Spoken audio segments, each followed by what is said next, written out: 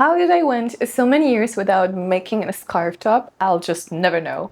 Scarf tops have been around for a very long time, especially for people who don't sew, because it's such an easy trick to change your outfit really quickly. And with this one, I thought I'm just gonna have some fun and paint something on it.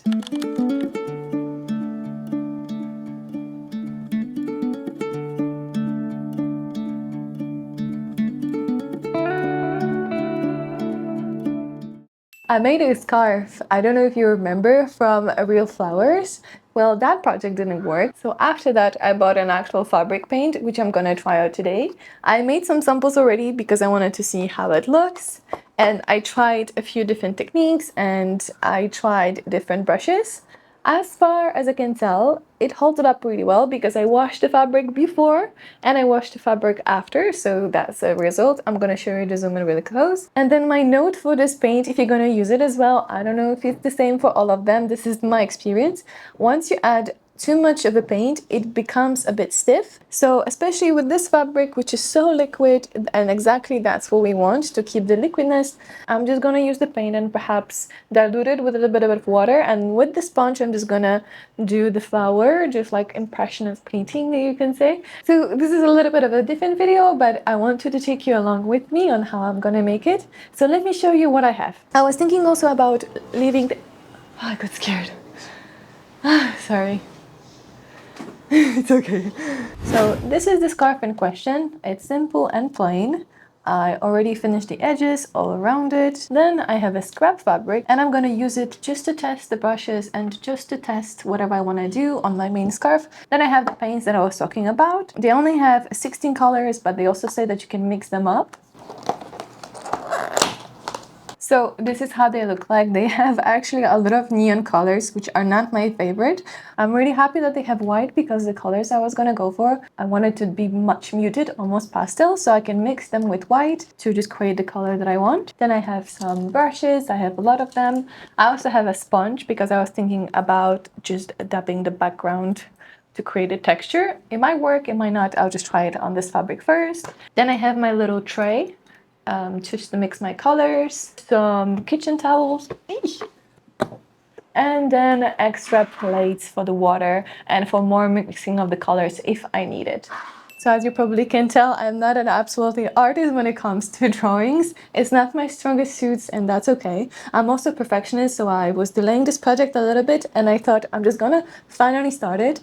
And the way I want to do it is that I think I struggle too much with perfectionism when it comes to drawing, so I'm getting too detailed. So I want to make it based on the color palette because that's what I think is gonna work. Rather than focusing on design, I'm gonna focus on the color and how the end of the scarf is gonna look like. So Pinterest, it's obviously great for color theory and which colors go really well together. And I kind of found a picture which kind of describes what I would like the top to look like. So that's the photo in question. It's just a little bit of pink, a little bit of blush, a little bit of green and warm gold. I think that is gonna look so well. So yeah, that's the idea. I'm just gonna take the color palette and mix my colors and then try to create a floral impressionism, a floral impressionist print on my scarf. So let's get started. Okay, so step number 1. Protect your workstation. I have this block of paper that it used to be my background and now it's just a piece of it. So I'm gonna put it underneath to work on top of it. Okay, so my workstation is done. We're just gonna go ahead and mix some colors.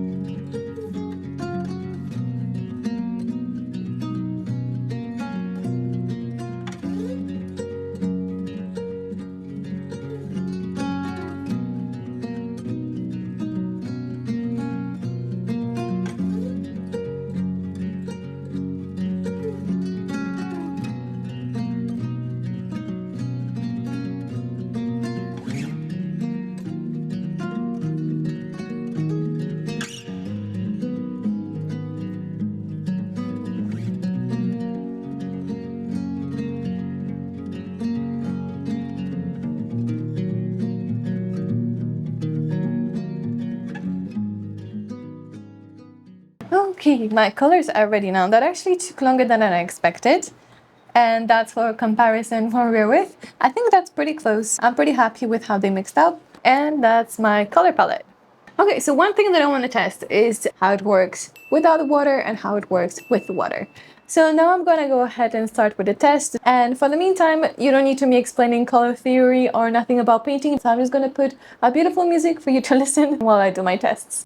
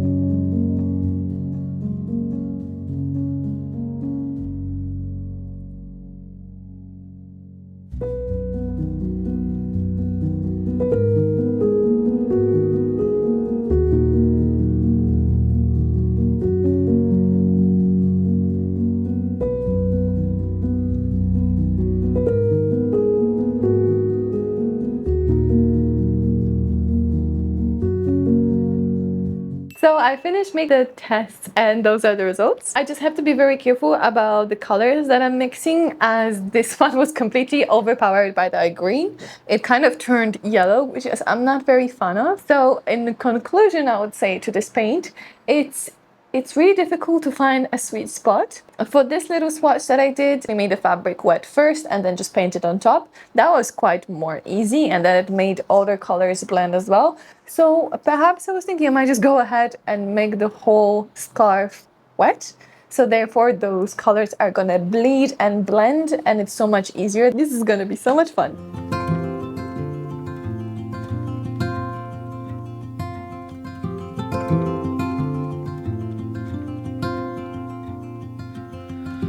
Close to violet on a Sunday,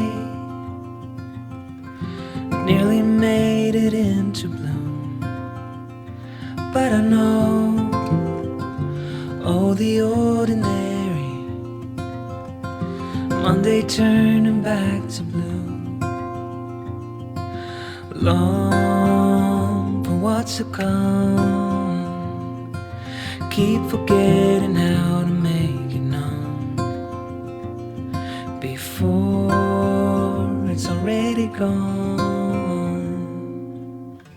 Full of post-its in the ceiling of things I like to follow through, but I hold on. A visionary, sunlight shows an empty room.